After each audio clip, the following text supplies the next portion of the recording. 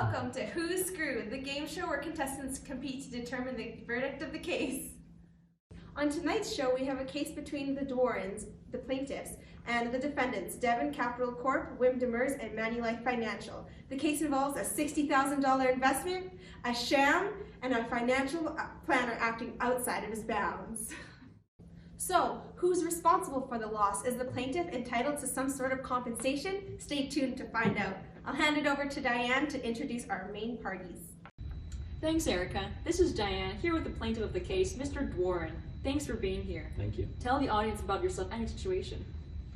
Thanks, Diane. I wish that Gladys could have been here. She's just too broken up about the situation to make it through, so yeah, our heart goes out to her. Basically, we had sold our house. We had $60,000 from the investment, and we were going to buy a new house with that money, make it down deposit, but that wasn't going to be for 6 months, so we were trying to make a little bit of interest on that. We have no investment experience at all, like nothing about that, so who did we go to? Of course, Manulife Financial. We'd had dealings with them in the past. It went well, so we were excited about that opportunity.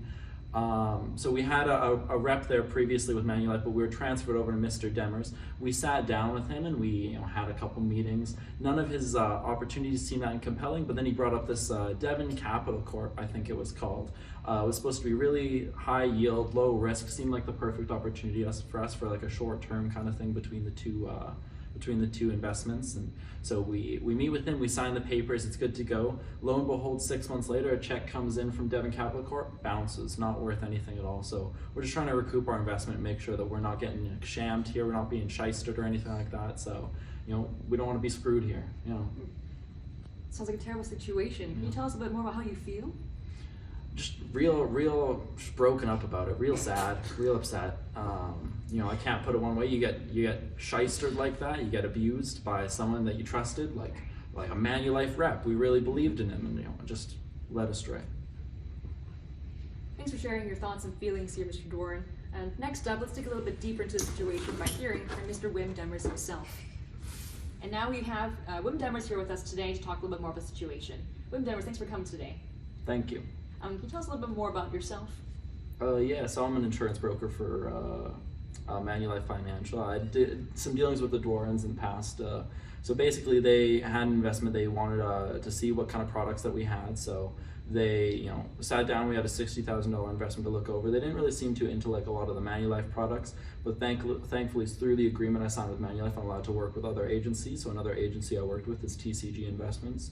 And they, had an investment through Devon Capital Corp. that I didn't know too much about, but it seemed really safe, really low risk. So we set them up with that. Really seemed to appeal to them, but unfortunately, unbeknownst to me and unbeknownst to all parties involved, investment went sour. Turns out it was fraudulent. It was a bit of a sham, a bit of a shyst, and so they lost their investment. Unfortunately for me and for them, and the situation is I declared bankruptcy, so I can't really be there for them to support them in that, but hopefully they can get their money from Manulife or TCG or whoever they're suing in this kind of court case.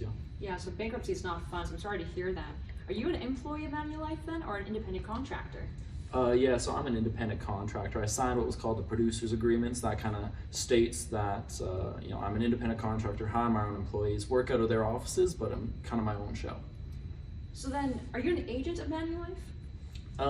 That's a bit of a tough one to answer. On paper, it says agent in my agreement, but I don't have the authority to, fully sign over Manulife insurance or fully do anything like that. It needs to go to the big guys downtown for approval, but so yes and no. It's a bit of a gray area.